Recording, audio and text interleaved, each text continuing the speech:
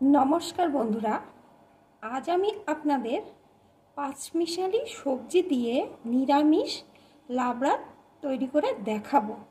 এটা আপনারা অনেকেই রান্নাটা করেন, কিন্তু আমি করব দেখুন খুব অল্প সময়ে খুব সুস্বাদু এই লাবড়া রেসিপিটা করে আমি আজ আপনাদের দেখাবো।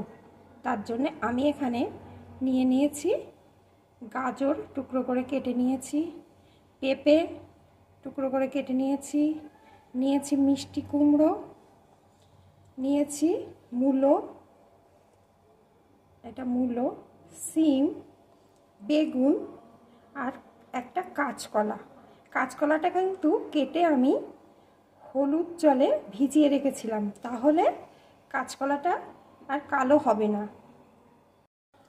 আর নিয়েছি মটরশুঁটি কিছুটা পরিমাণ আর 4টে চেরা কাঁচা লঙ্কা। এখন আসুন দেখতে থাকুন আমি কেমন করে খুব অল্প সময়ে সুস্বাদু নিরামিষ লাবড়াটা তৈরি করছি। এখানে আমি একটা প্রেসার কুকার নিয়ে নিয়েছি। প্রেসার কুকারের মধ্যে দেখুন 1 কাপ পরিমাণ জল দিয়ে দিয়েছি। এখন সবজিগুলো সব এর ভিতরে দিয়ে দেব। জলটা কিন্তু খুব অল্পই দিয়েছি, কারণ জলটা আমি কিন্তু ফেলবো না, জলটা শুদ্ধই রান্নাটা করব, তাই অল্প পরিমাণ জলটা দিয়ে দিয়েছি। এখন সবজিগুলো সব এর ভিতরে দিয়ে দেব। দেখুন এখানে সমস্ত কিছু আমি কুকারের ভিতরে দিয়ে দিয়েছি। এখন কুকারের ঢাকনাটা আটকে গ্যাস ওভেনে বসিয়ে একটা সিটি দেব, যাতে সবজিগুলো খুব বেশি সিদ্ধ না হয়ে যায়। এখানে দেখুন কুকারের থেকে আমি সবজিগুলো সব ঢেলে নিয়েছি। এখন আসুন রান্নাটা করে নিই। রান্নাটা করার জন্যে আমার একটা ভাজা মশলার দরকার, সেই মশলাটা প্রথমে আমি করে নেব। তার জন্যে গ্যাস ওভেনের উপরে একটা কড়াই বসিয়ে দিয়েছি। কড়াইটা গরম হয়ে গেছে। এখন প্রথমে দেবো একটা তেজপাতা, তারপরে দেবো একটা শুকনো লঙ্কা, তারপরে দেবো 4টে এলাচ, আর দেব কিছুটা পরিমাণ গোটা জিরে। এখন এই মশলাটা ভালো করে ভেজে নেব। মশলাটা ভালো করে ভেজে নিয়েছি, এখন আমি নামিয়ে নেব। তারপরে একটু ঠান্ডা হলে গুঁড়ো করে নেব। এই মশলাটা আমি লাবড়াটা একদম রান্নার শেষে ব্যবহার করব।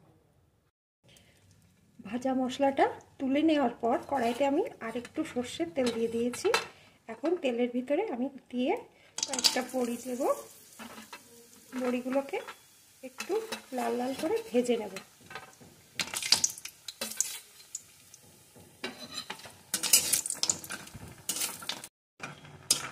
বড়িগুলো লাল লাল করে ভাজা হয়ে গেছে, এখন আমি তুলে নেব। এই ভাজাগুলো তুলে নিয়েছি।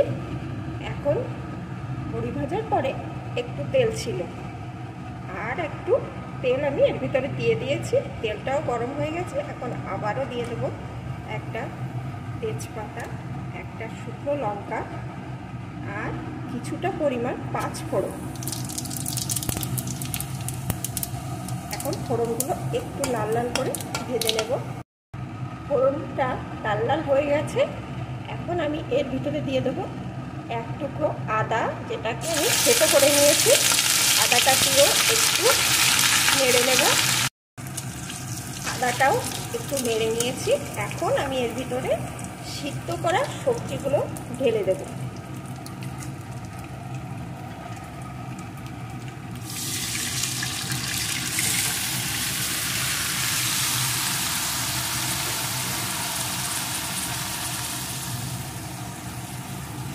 এর সাথেই দিয়ে দেবো পরিমাণ মতো লবণ,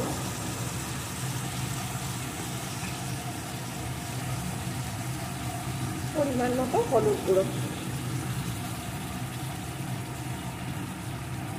এখন সব কিছু এইভাবে নাড়তে থাকবে যতক্ষণ না এই জলটা সম্পূর্ণ শুকিয়ে আসে।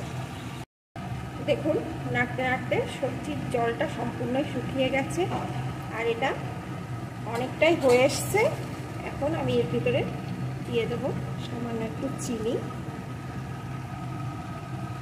আর যে বড়িটা আগে ভেজে রেখেছিলাম সেই বড়িটা আমি হাত দিয়ে একটু গুঁড়ো করে নিয়েছি, সেই বড়িটা দিয়ে দিলাম। এখন আবারও কিছুক্ষণ নাড়তে থাকবো।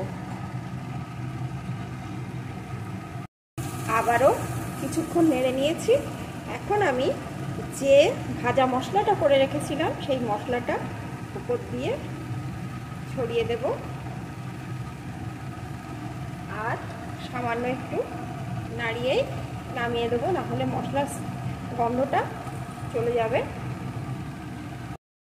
ভালো করে মশলাটাও এর সাথে মিশিয়ে দিয়েছি। এখন আমার রেডি হয়ে গেছে খুবই অল্প সময়ে সুস্বাদু লাবড়া। এখন আমি একটা পাত্রে নামিয়ে নেব।